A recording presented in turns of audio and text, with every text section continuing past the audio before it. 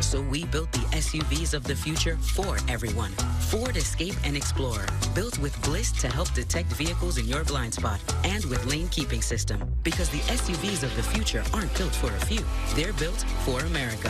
Ford Escape and Explorer. Drive one today. Come into your local Ford stores for special lease and financing options on the well-equipped Ford Explorer. View more at buyfordnow.com. Welcome back, and there were some smiles and hugs, probably some tears and some sighs of relief, all of that when 70 members of the Connecticut National Guard were recently welcomed home. A ceremony was held in Hartford where the servicemen and women reunited with their family and friends. They had proudly served their country overseas for nearly a year. With now a feeling of relief, the group is looking forward to some well-deserved R&R. It's good to be home and relax, to wear regular clothes and sit on my couch and watch TV. It's really good being with family, being able to do things that you wanted to do, especially with the pandemic, so that kind of restricts you to a lot of things. Both of those women were stationed in Jordan, Shanika as an officer, while Rebecca served as an executive assistant to the command team. Hats off to everyone.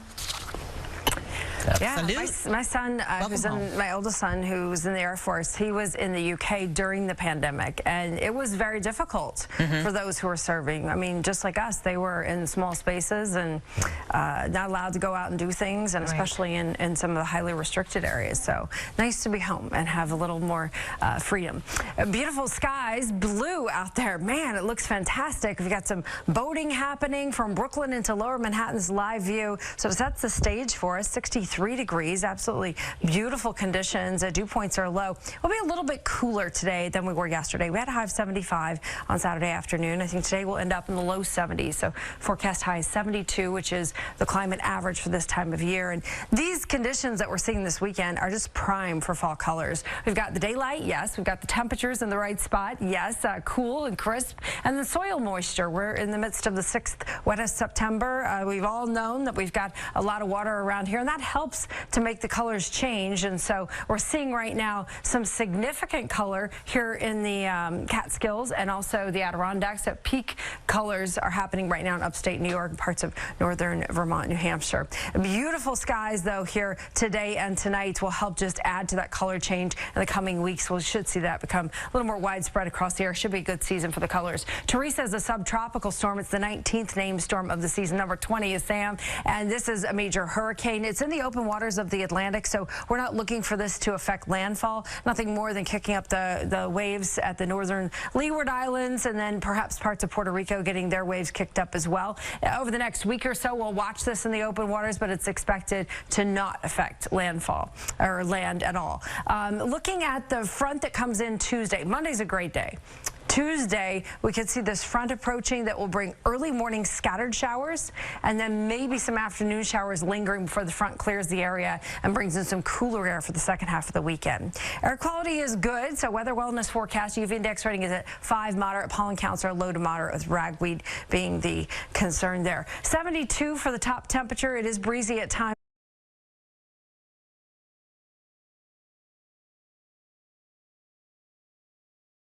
Tonight we dropped to 59 in the city, 40s north and west, and then we'll look at temperatures tomorrow in the upper 40s. Oh, we got another start right here of the Tunnel to Towers. They're running in waves, as you can see. Go, yes, what beautiful weather they have. They're making that historic and very well-known path from the tunnel, Battery Tunnel, and making it back to the site of where the towers were, and that's exactly what Stephen Siller did the morning of 9/11. You can see some of the firefighters were running gear, partial gear.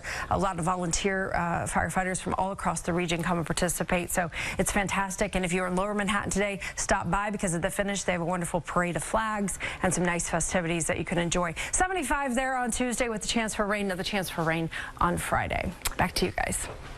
Incredible. They've raised over $250 million. It is really outstanding, really. Yeah. Still a family, a national treasure. Absolutely. They really are. That about that. Follow Diana Rocco, who is there live for us this morning. Meanwhile, we are counting down. A quick reminder as we run to break. 42 days from the 50th running of the TCS New York City Marathon. You can watch a safe, one-time procedure that reduces stroke risk and bleeding worry for life. Watchman. It's one time for a lifetime.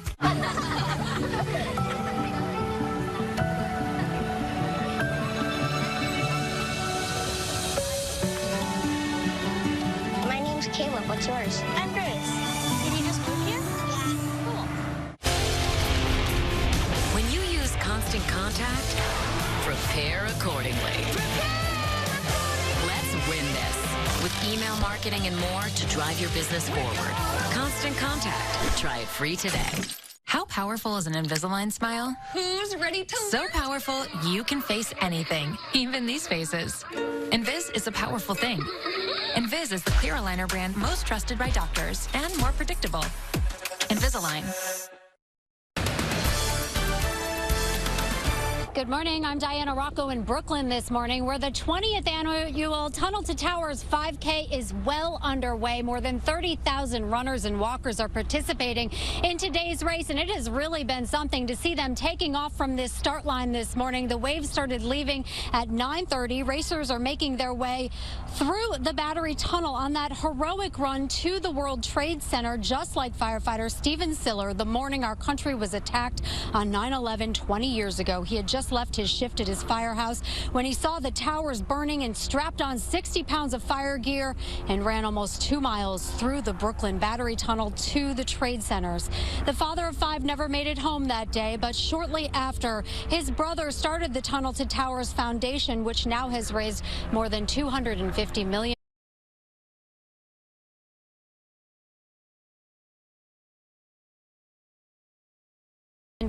For the families of first responders and for Gold Star families. We're live in Brooklyn this morning. I'm Diana Rocco, Channel 7 Eyewitness News. Oh, that's so awe-inspiring. Diana, thank you so much. And Amy, they had a perfect day for this. Really, really, really nice. For the walkers, runners, people watching, it's absolutely spectacular out there. Would grab an extra layer if I were you. Temperatures will be in the low 70s again today, but the breezy conditions could make it feel like the upper 60s. So a bit of a cool, crisp feel this afternoon. We're warmer tomorrow. It's still going to be comfortable, 77 on Monday afternoon. Tuesday, a scattered shower around, and then behind that front, we will have temperatures in the 60s for the second half of the week. There's also a slight chance of some rain on Friday. So that's a look at the forecast. Enjoy the rest of the weekend. Tony, Mike, back to you. You too, Amy. That'll do it for this edition of Eyewitness News. Thank you so much for your time. I'm Tony Yates. And I'm Mike Marza. For all of us here at Eyewitness News, thanks so much for spending your sunny Sunday morning with us. Eyewitness News returns tonight at 6 o'clock. Make it a good one. We'll see you then. It's Chevy Truck Month, and it's time to add the perfect accessories to your new Chevy. Make it bolder. Make it work harder. Make it your own. Find new possibilities. Find new roads. Now during Truck Month, get a $1,000 accessory allowance towards the eligible purchase of a new Chevy truck with accessories. New models are arriving weekly, so secure yours today. Find new roads at your local Chevy dealer.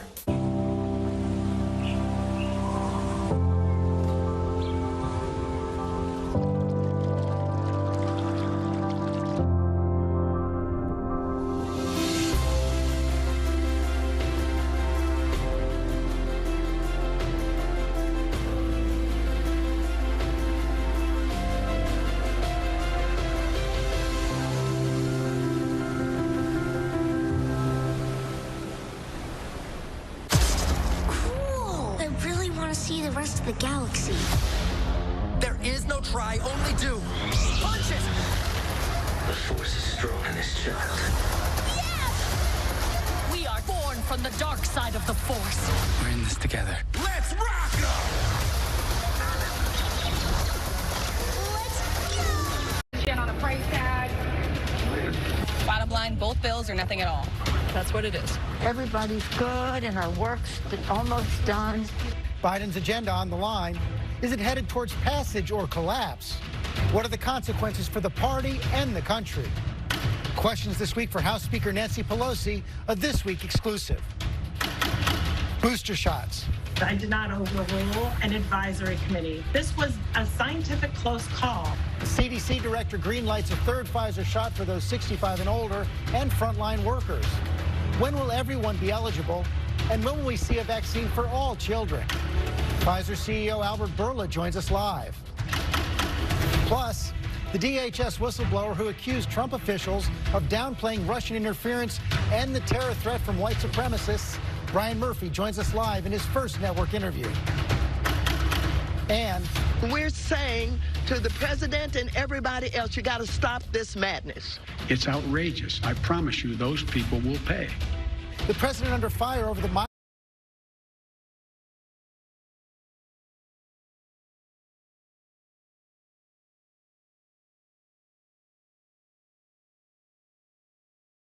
crisis on our borders. That and all the week's politics on our Powerhouse Roundtable. From ABC News, it's This Week. Here now, George Stephanopoulos. Good morning and welcome to This Week, a week that may be make or break for President Biden's ambitious agenda. More than $1 trillion for infrastructure investments, another $3 trillion plus to address climate change, child care, education, and more. All this as a government shutdown looms on Friday, plus the prospect of America defaulting for the first time in history if Congress does not soon authorize government borrowing to pay past debts. At the center of it all, House Speaker Nancy Pelosi, who joins us this week from the Capitol. Good morning, Madam Speaker. Good morning, George. Thank you for the opportunity to be with you today. So I just laid out a pretty daunting list right there. You've called the next few days a time of intensity for Congress. Have you ever faced a challenge with so much at stake? Every time we face a challenge, you say it's an historic challenge, whether it's passing the Affordable Care Act or other legislation that we passed in the previous administration. It's all the wonderful legislative process that we have. But I thank you for calling this President Biden's agenda, because that's exactly what it is. This is the vision of the president, and he has said that while he wants to pass the infrastructure bill, and we will, he will not confine his vision for the future to just that bill, that it had to be about building back better.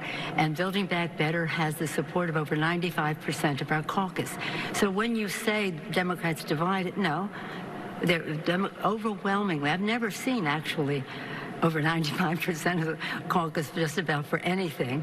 There are some who disagree, and I respect that about the size of the package, and so some in the Senate, a couple in the Senate as well, and we have to find our common ground, respectful of each other's views.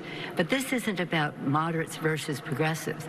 Overwhelmingly, the entirety of our caucus, except for a few whose judgment I respect, support the vision of Joe Biden, and we will make progress on it this week. So make progress, not necessarily pass. You said you have support of 95% of Democrats. The problem is you need 98 or 99% to pass the bills.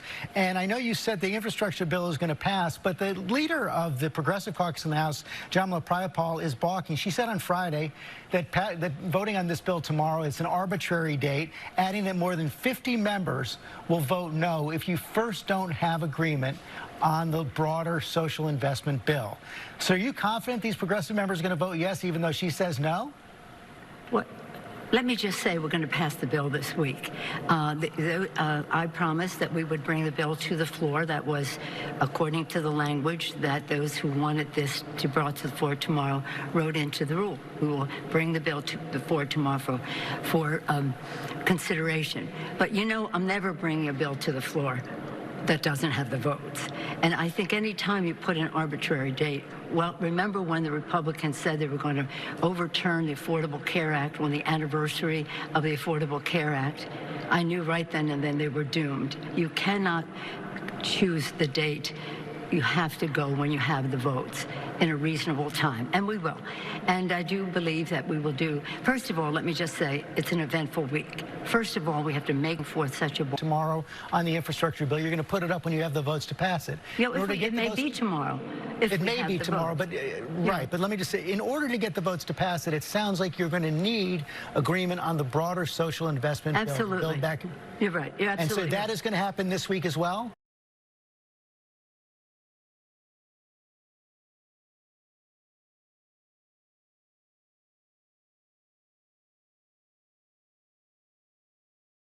Well, let me just say, we're prepared, we're ready. Yesterday, the Budget Committee passed out the Build Back Better legislation at the full $3.5 trillion. So it was the number that was sent to us by the Senate and by the President. Obviously, with negotiations, there'll have to be some changes in that. The sooner, the better, so that we can build our consensus to go forward. And we will do that. The American people need that to happen, and that's the overwhelming for the people agenda. The holdouts in the Senate, of course, everyone knows Joe Manchin, Kyrsten Sinema, at least those two. Joe Manchin says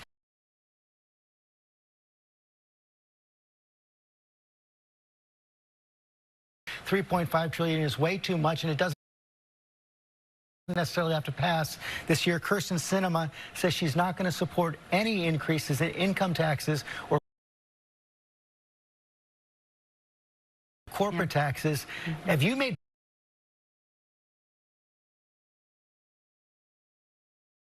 progress on those issues? It doesn't sound like it. Well, Chuck Schumer and I and Secretary Yellen the other day came forward in a press event and said that we had reached a framework of agreement. People said, well, what are the specific? Well, we'll see what we need.